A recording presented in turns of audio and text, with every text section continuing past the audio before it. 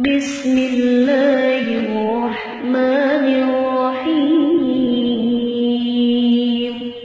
کالا جادو، جادو کی کوئی بھی قسم ہو، آپ کو اس سے نجات مل جائے گی۔ بگڑتے کام بننا شروع ہو جائیں گے، کاروبار چل پڑے گا، بیماریوں سے نجات مل جائے گی۔ السلام علیکم۔ آپ کا وقت بہت قیمتی ہے، اس لیے میں آپ کا شکر گزار ہوں کہ آپ نے یہ ویڈیو دیکھنے کے لیے وقت نکالا ہے۔ اللہ پاک آپ کو اپنی حفظ و امان میں رکھے اور خوشیوں بھری زندگی عطا کرے۔ بنی اسرائیل میں جب مالی بحران آیا، عقیدے کی خرابی اور بگاڑ پیدا ہوا، اخلاقی، سماجی، معاشرتی خرابیوں نے جنم لیا۔ جب غربت، فکر و فاقہ نے انہیں آ گھیرا تو انہوں نے اس بحران سے نکلنے کے لیے ہر جائز و ناجائز طریقہ اختیار کیا، اور اس وقت لوگوں نے جادو ٹونے سے کام لینا شروع کر دیا۔ یہاں سے باقاعدہ بنی اسرائیل میں جادو کا آغاز ہو گیا، اور پھر سب سے قابل آدمی اسی کو سمجھا جانے لگا جو سب سے بڑا جادوگر ہوتا تھا۔ مورخین کا خیال ہے کہ کالے جادو کی ابتدا بابل سے ہوئی تھی، اور کچھ مورخین یہ بھی لکھتے ہیں کہ کالے جادو کی ابتدا مغربی افریقہ سے ہوئی، کیونکہ یہ وہ علاقہ ہے جہاں جادو کرنے والے لوگ اور کالے جادو پر یقین کرنے والے لوگ باقی دنیا کے مقابلے میں بہت زیادہ تعداد میں موجود ہیں۔ جادو کا تعلق جنات سے ہے۔ جادو اگرچہ بہت برا اور غلیظ عمل ہے، مگر اس کی حقیقت سے انکار نہیں کیا جا سکتا۔ جدید میڈیکل سائنس جادو کی حقیقت اور جنات کے ہونے کو تسلیم نہیں کرتی، لیکن اگر یہ کہا جائے تو بے جا نہ ہوگا کہ جادو کا علم سائنس سے زیادہ پرانا ہے۔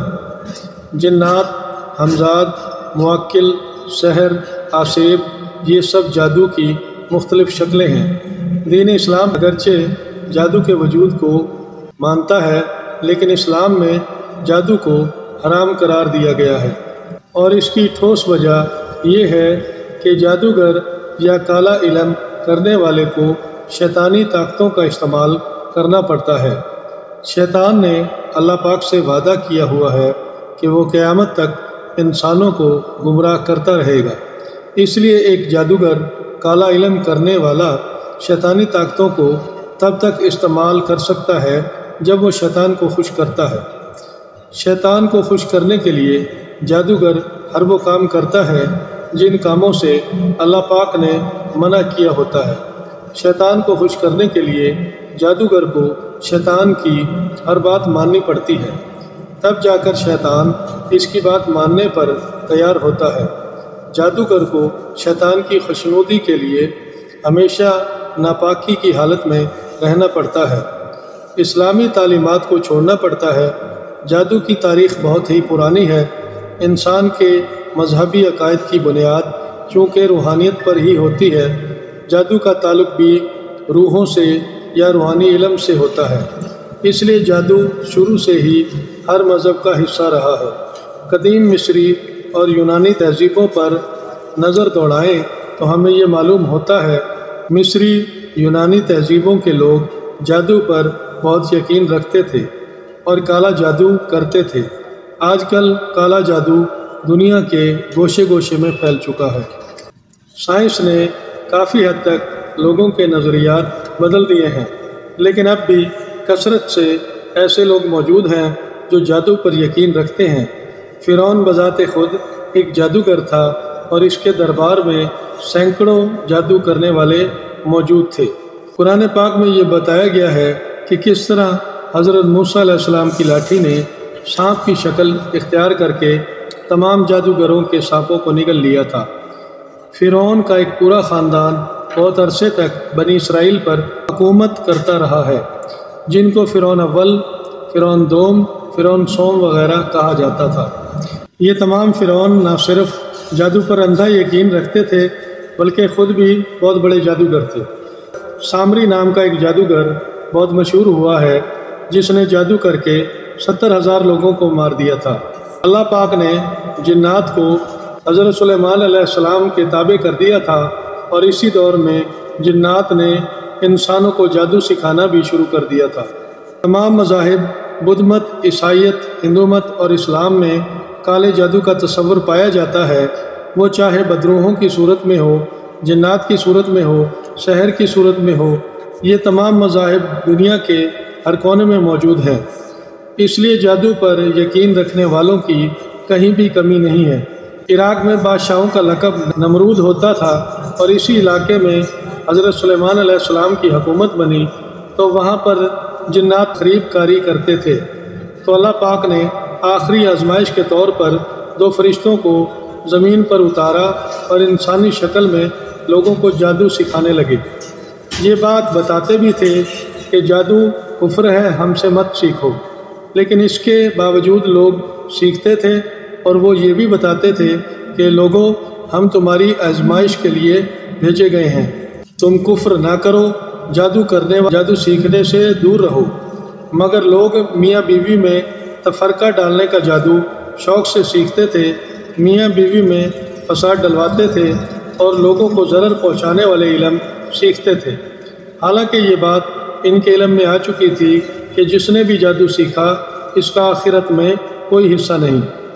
آج بھی جادو شکتیاں حاصل کرنے والے لوگوں کی کمی نہیں، جو ہر ناجائز طریقے سے اس عمل کو پانے کے لیے کوشاں رہتے ہیں۔ آپ پر کسی نے جادو کر دیا ہے، آپ کسی بندشی رکاوٹ سحر کا شکار ہو گئے ہیں، تو آج کی اس ویڈیو میں ہم آپ کو جادو کی کاٹ، جادو کے علاج، جادو کے مکمل خاتمے، کالے جادو سے نجات کا عمل تفصیل سے بتائیں گے۔ ویڈیو کو سکپ مت کیجیے گا، ویڈیو کو پورا دیکھیے گا، ایسا نہ ہو کہ آپ ویڈیو کا کوئی اہم پارٹ مس کر دیں۔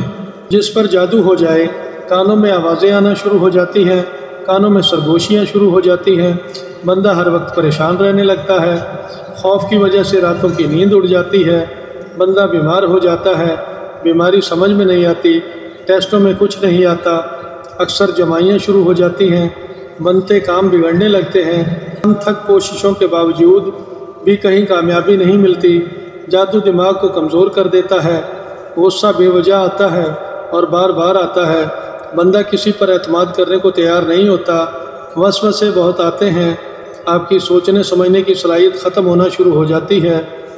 اگر آپ ہمارے چینل پر پہلی بار آئے ہیں تو چینل کو سبسکرائب کر دیں، ویڈیو کو لائک کر دیں، سوشل میڈیا پر بھی شیئر کر دیں۔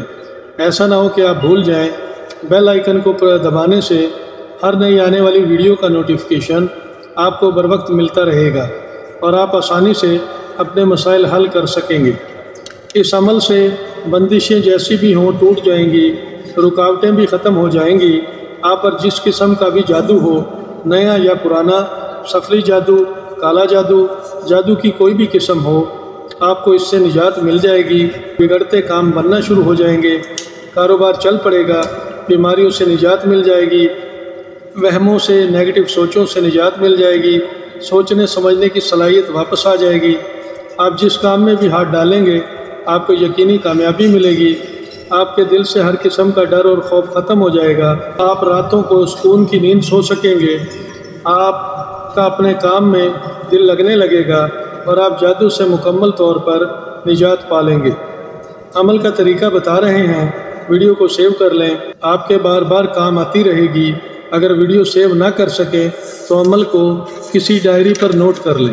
چاند کے ابتدائی دنوں میں شب جمعہ بعد نماز عشاء کسی الگ کمرے میں بیٹھ جائیں اور ایک نئی چھری اور شیشے کا باؤل اپنے پاس رکھ لیں۔